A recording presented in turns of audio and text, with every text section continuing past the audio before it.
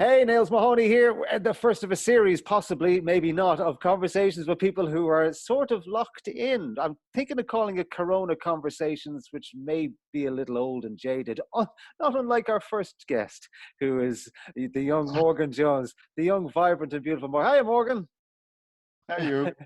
Yeah, all right. Everything going well? You're in your nuclear bunker, or where do we find you at the minute? I've been living in the wardrobe in my bedroom with Mr. Tumnus and the rest of my cardboard friends since Uh, the lockdown. And the several Uh, thousand that live in your head. Don't forget the several yeah. thousand. No, Yeah. this is my booth at home. All right. I want to ask you about that, right? But not in a kind of, hey, Morgan, can you send us some tips about how to do this kind of work at home? Because you've been doing not that kind of thing, just out of curiosity more than anything. Because let's face it, we're all stuck inside. We've nothing else to do. Now, being in Dublin, and this is Saturday, so as of midnight last night, tonight, today, it's doors locked. Yeah. Yeah, What's yeah, that? lockdown. Yeah. Now, but I mean, does this affect you? Because I mean, you're out and about quite a bit. You teach and you act and you do all this stuff. You're out a lot, but I presume because you're stuck in, you have a booth. That it would put two and two together would mean you spend a lot of time in there as well, right? Yeah, what I normally do in here, I do a lot of audiobooks, which Hmm. is kind of Now you just read them, or you read them out loud for money, or are you just sitting there listening to audio I books? read them out loud for money, and then Okay. I produce them. That's very solitary. That tends to be a minimum 2 to 3 weeks for a 350 page, 55 chapter book. Yeah. Um, so you don't get out much, you know. So the only reason I'm Uh, laughing is because the amount of work that involves. Because if ever I'm giving a voiceover, it's can you read this? It's 20 seconds. Yeah, yeah, no bother. Little different. yeah, and that's the horrible thing about long form. And if you have a touch of the OCD like me, or like a lot of audio producers anyway, you never know when to. Well, Well, you do know when to step away from the block. It's when you start hallucinating. now, when you produce them as well, and I know from producing ads, and I'm a real like just basic. I wouldn't call myself a producer, but I know how to use Audacity and a bit of Adobe Audition. That's as far as it goes.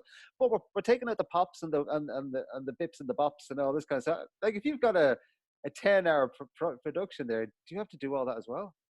Yeah, yeah. And but you become very. I think the older you get, anyway, you self-produce.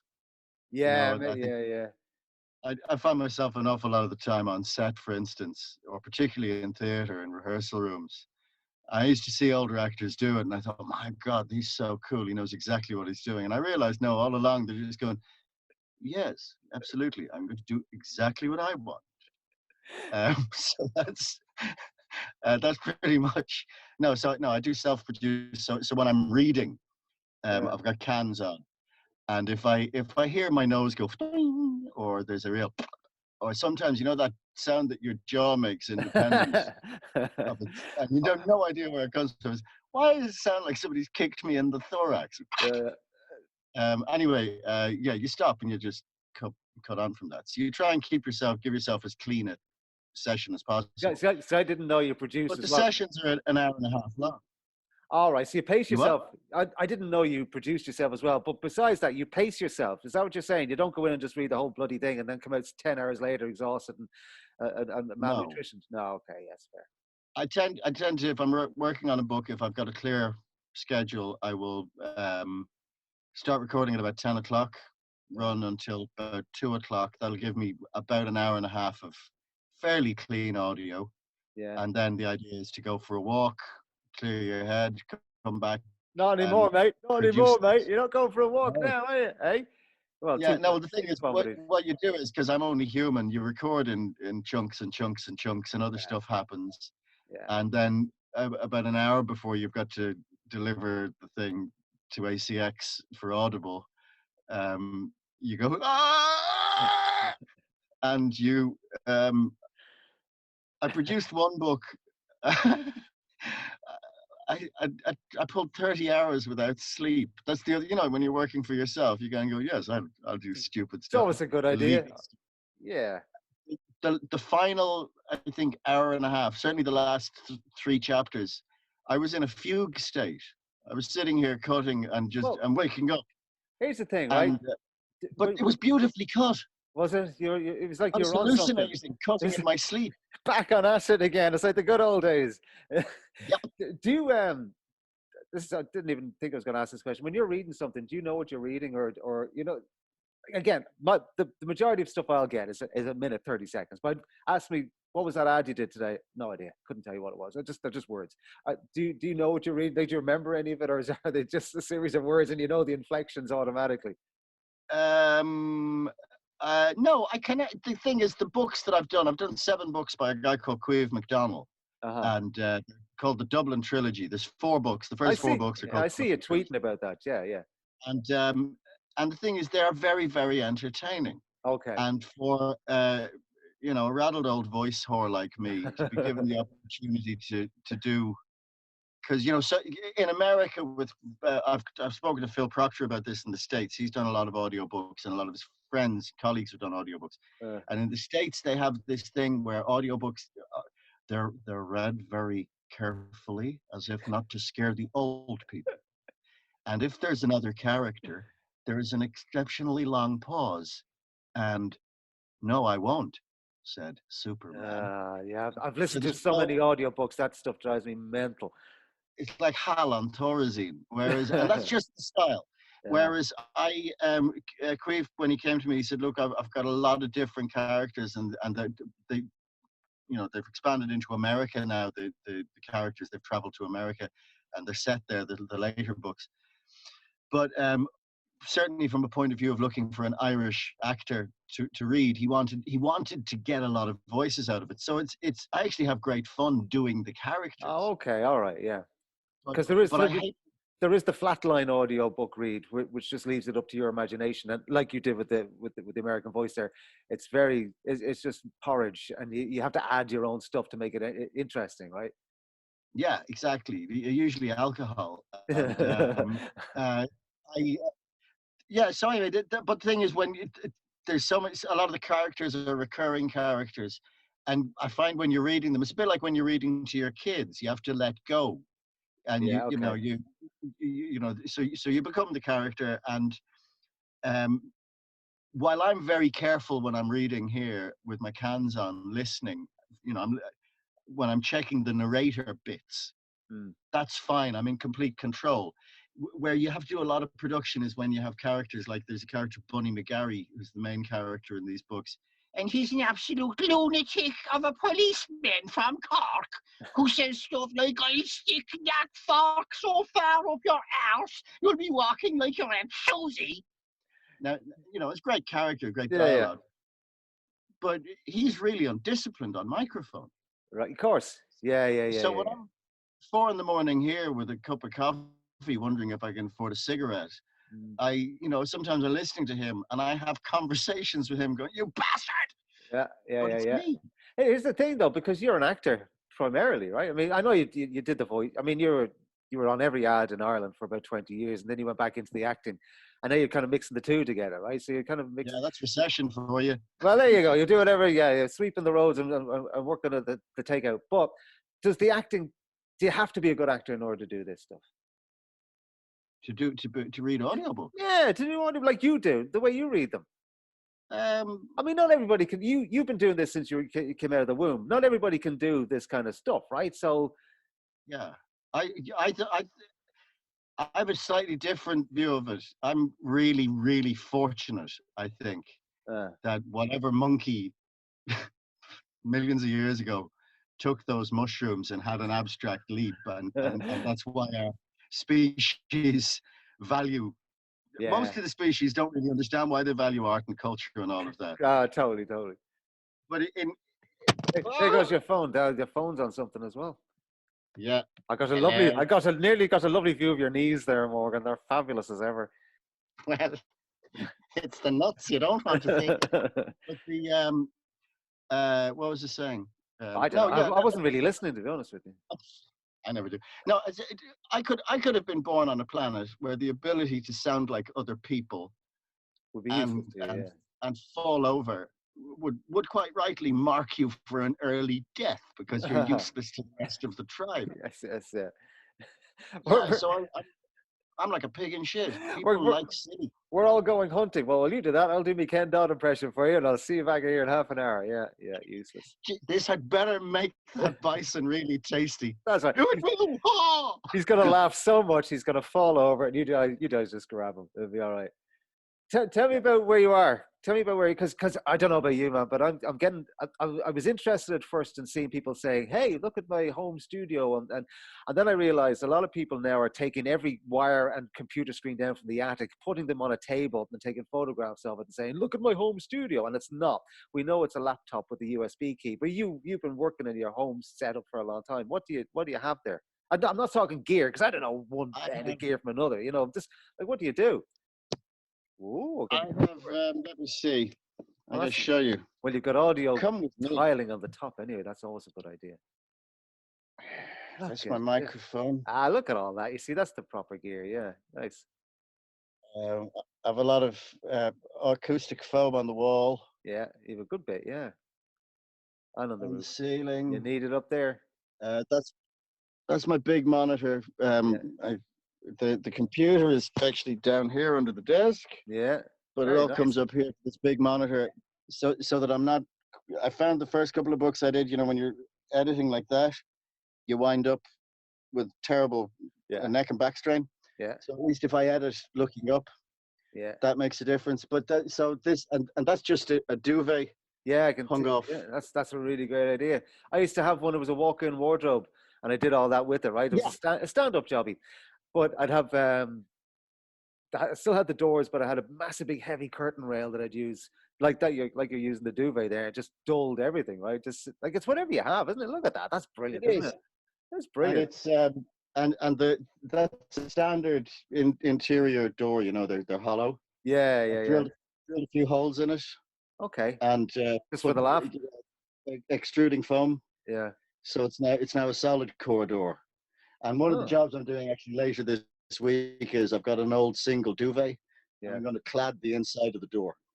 So it gives this room is now about 95% soundproof. But it's funny, even when you stepped out of there, you can hear that the sound is hitting the floor when you're talking. There's no big whoa. There's no big echo going on. That's really cool. Geez, fair play to you. I like that. That's really nice. And look at him, he's back in the booth, just like that. Thank you. Back in the booth. I also put in these here. They're windows, Morgan. They're called windows.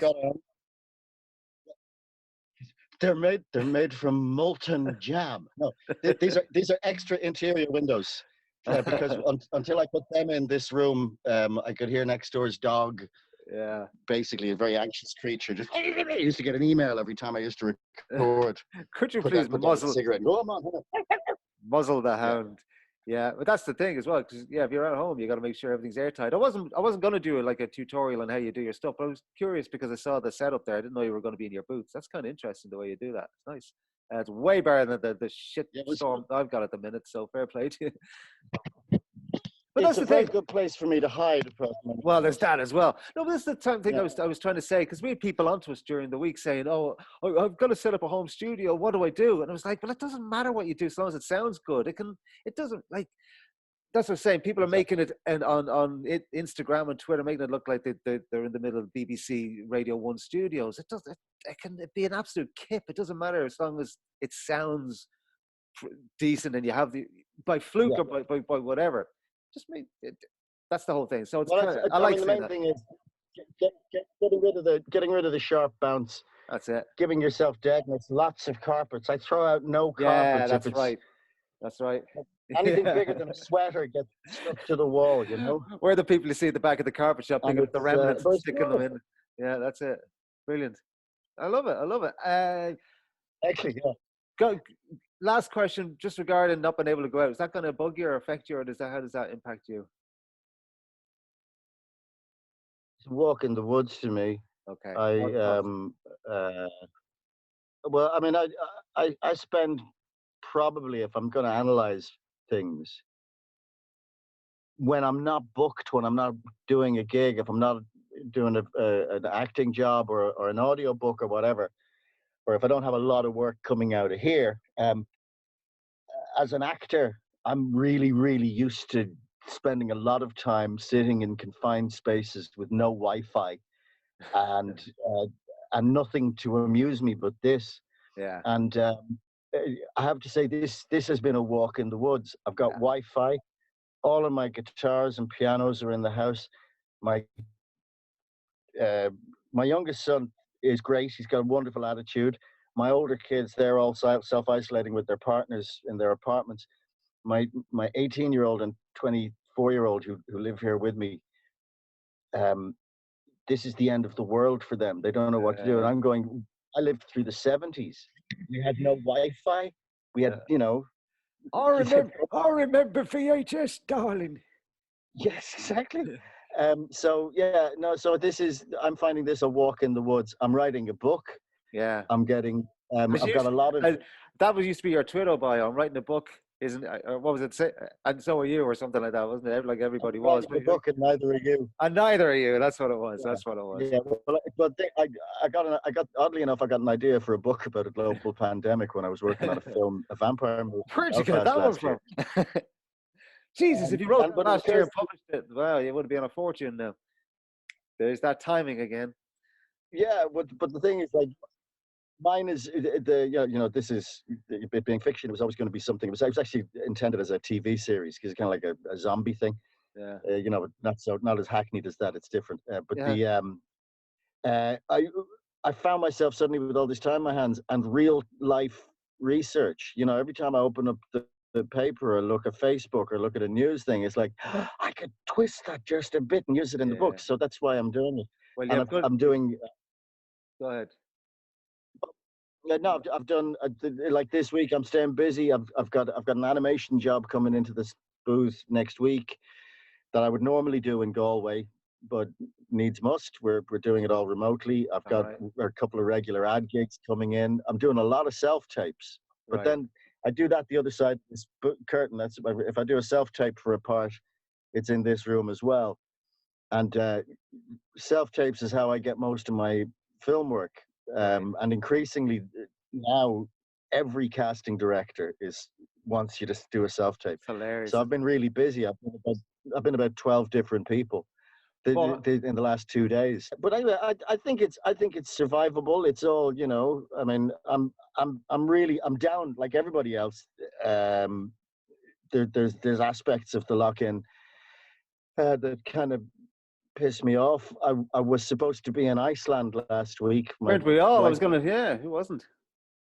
My wife got me a trip to Iceland to see the Northern Lights for Christmas, which was really sweet. Now they're not going anywhere. I'll see them next year.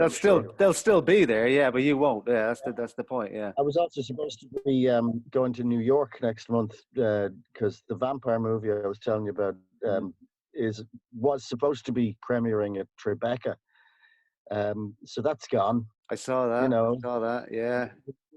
You wait around for years for a bloody break, and then God comes along and goes, "Oh no, have a locust."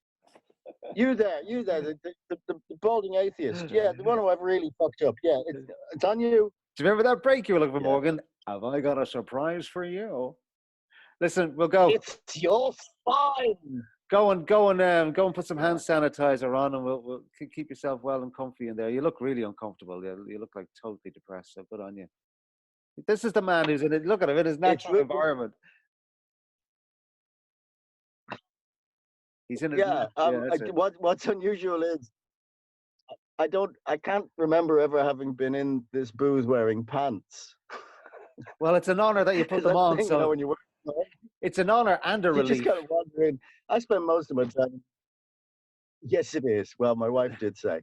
Now, if there's going to be a camera, for God's sake, put on more than a robe. That's right. Morgan, take it easy. Good talking to you. And you. Stay safe. Stay indoors. And pay an actor. Adopt an actor. Don't.